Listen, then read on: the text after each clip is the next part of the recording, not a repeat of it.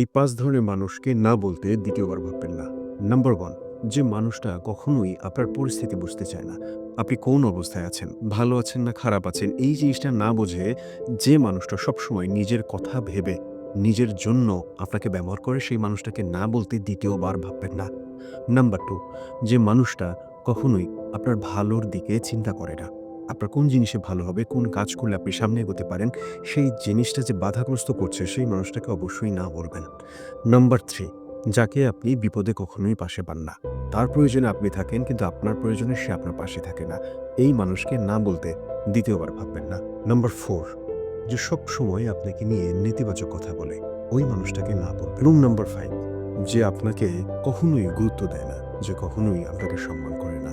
এই ৫ ধরনের মানুষকে না বলতে কখনোই দ্বিধাবোধ করবেন না।